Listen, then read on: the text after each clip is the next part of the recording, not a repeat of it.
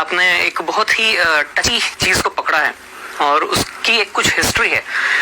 मुझे उम्मीद है कि हमारे बहुत सारे पाकिस्तानी भाई बहन भी इस शो को देख रहे होंगे और उन्हें गुजरात के दंगों को लेकर के हमेशा वन साइडेड कहानी ही सुनाई गई है। तो मैं यहाँ पर कुछ मिथ्स को बर्स्ट करना चाहूँगा। अक्सर ये बताया जाता है पाकिस्तान के अंदर, तो यही खबरें जाती हैं कि मोदी के राज में 2000 मुसलमानों को मार दिया, लेकिन एक्चुअल फिगर 2000 नहीं है। वैसे मुझे शर्म आ रही है ये नंबर्स बोलने में, ये कोई खुशी का मौका नहीं है, ये कोई खुशी की चीज नहीं है कि मैं ये कहूँ कि 790 मुसलमान मारे गए थे, 240 हिंदू मारे गए थे। ये ज्वाइंट पार्लियामेंट्री कमेटी की रिपोर्ट थी जो कांग्रेस के राज में बाद में मनमोहन सिंह जी जब प्राइम मिनिस्टर थे तब टेबल हुई थी और उस रिपोर्ट के ये फिगर्स है 790 मुसलमान मरे, 240 हिंदू मरे। ये बहुत बदकिस्मत नंबर है, लेकिन ये फैक्ट्स हैं जो कांग्रेस के राज में आए थे। अब इमीडिएट रीजंस ये थे कि साहब एक ट्रेन थी जो अयोध्या, जो हिंदुओं का एक बड़ा, जैसे मुस्लिम भाई बहनों का जैसे मक्का या मदीना होता है, वैसे अयोध्या राम जी का जन्मस्थल माना जाता है। वहां से तीर्थ यात्रियों की एक ट्रेन अयोध्या से लौटी थी। वो गुजरात के गोधरा स्टेशन के ऊपर थोड़ा सा आउटपोस्ट पे खड़ी हुई थी और उसमें जो यात्री थे, तीर्थ यात्री थे, कुछ विश्व हिंदू परिषद के लोग थे, कुछ आरएसएस के काडर थे, जिनका अयोध्या में आना जाना लगा रहता है। अचानक, and I say this with lot of dismay and lot of embarrassment, कि अचानक करीब 1000 मुसलमानों की भीड़ उस ट्रेन के उस डब्बे में पहुंचती है जहां पर इन लोगों के रिजर्वेशन थे। बोगी नंबर S6 और S7 इसे घेरती है।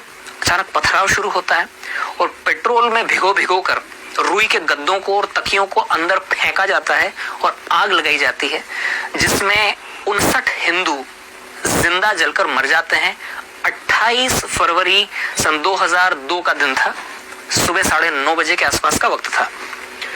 इसमें 59 जो हिंदू जलकर मरते हैं, जैसे कि आपको जानकारी, इंडिया में जो स्लीपर डब्बे होते हैं ना, 72 लोगों की सीटें होती हैं, तो 72 में से 59 लोग जलकर मर गए। उनमें 40 औरतें थीं और बच्चे थे। अब इसके बाद में 3 मार्च से बदकिस्मती से इंडिया में दंगों का इतिहास बहुत पुराना है। ये कोई मोदी राज के साथ में शायद चालू नहीं हुआ है। ये मैं कह रहा हूँ, मैं कोई मोदी भक्त नहीं हूँ, ना मैं कोई बीजेपी का मेंबर हूँ, लेकिन ये रियलिटी है कि हिंदुस्तान में हिंदू मुसलमानों का दंगों का इतिहास बहुत पुराना है।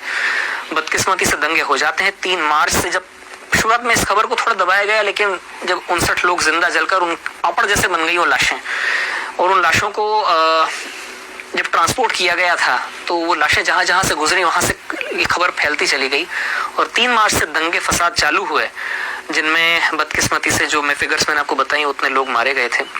अलबत्ता दूसरे फैक्ट्स जो हैं उन पर पर्दा डाल दिया जाता है। ऐसा पहली बार हुआ था जब किसी भी राज्य में दंगे शुरू होते ही 48 घंटे के अंदर अंदर वहां के चीफ मिनिस्टर ने आर्मी को आने के लिए ग्रीन सिग्नल दे दिया हो। 5 मार्च का दिन था, आर्मी की टुकड़ियां पहुंच गई थी फ्लैग मार्च करने के लिए। दूसरी बात, ऐसा पहली बार हुआ इंडिया में कि पुलिस की गोलियों से 100 हिंदू दंगाई मारे गए थे।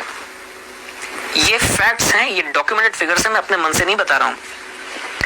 और ऐसा पहली बार हुआ था कि इस तरह से कट्टर, जो मुस्लिम्स के अंदर जो कुछ कट्टर और ऑर्गेनाइजेशंस थे, उन्होंने वहीं के पास में गोधरा में करीब 50 मस्जिदें हैं, 50-60 मस्जिदें, छोटा सा कस्बा है लेकिन 50-60 मस्जिदें हैं।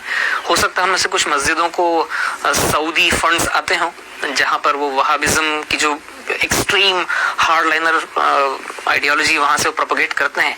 एक मस्जिद से मोबिलाइज हुई थी वो मॉब जिसने ट्रेन को घेरा था और जिस तरह से जलाया गया, ये भी पहला मौका था इंडिया के अंदर।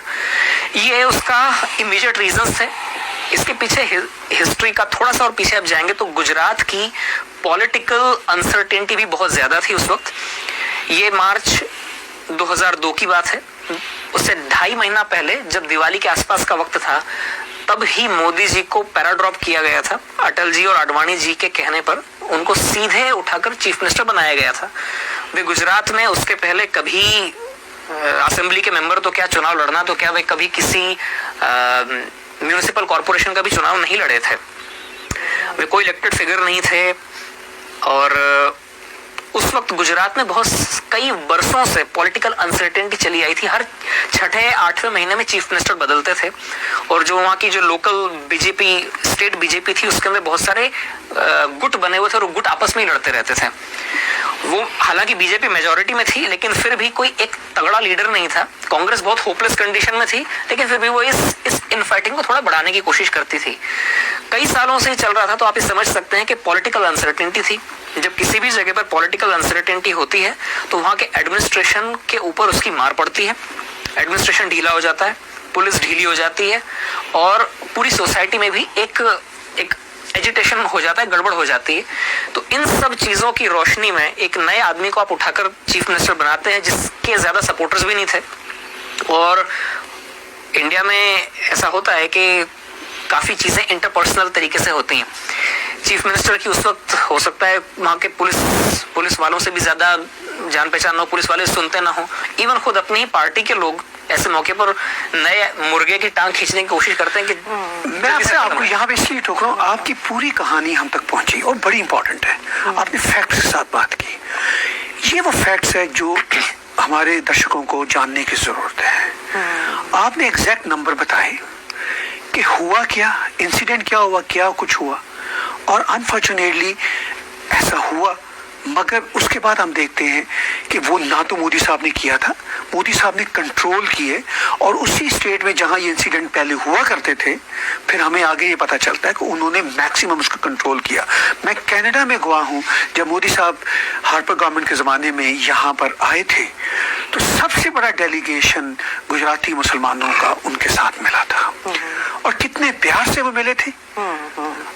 मैं इस वक्त काश में रेडी होता तो मेरे पास वो वीडियो में दिखाता अपने दर्शकों को। ये तो वो फैक्ट है। अब देखिए, एक चीज और जोड़ना चाहूंगा इसमें कि उन दंगों के बाद मोदी जी, ये फैक्ट है जी, एक के बाद में 3 इलेक्शन जीते हैं, 5-5 साल। बिल्कुल ऐसा है। अगर उन्होंने दंगे करवाए होते जैसा कि लोग बोलते हैं, नहीं, वो तो एक सिस्टेमिक कैंपेन है ना उनके खिलाफ, डेमोनाइज करने की। तो गुजरात की जो पब्लिक है इंडिया की सबसे ज्यादा एजुकेटेड पब्लिक में से मानी जाती है। वो इतनी बेवकूफ तो नहीं है कि किसी मास मर्डरर को एक के बाद में 3 इलेक्शन जिताएगी। और दूसरी बात ये है कि एक बार जब ये जम गए वहां पर, तो इतिहास साक्षी है, तारीख गवाह है कि उसके बाद में फिर गुजरात में कभी कोई दंगा नहीं हुआ जी। और ये बड़ी दिलचस्प बात है कि आज भी इस आदमी की तनकीद करने के लिए लोगों को कुछ और नहीं मिलता है तो 17 साल पीछे जाते हैं। राइट। मतलब 17 साल से ये आदमी लगातार या तो गुजरात का चीफ मिनिस्टर था या इंडिया का प्राइम मिनिस्टर था। इन 17 सालों के कालखंड में इस आदमी के खिलाफ बोलने के लिए किसी को कुछ नहीं मिल रहा है। मतलब तो वो ये जो 17 साल पीछे जाना पड़ता है लोगों को। अच्छा, ये बड़ी दिलचस्प बात है।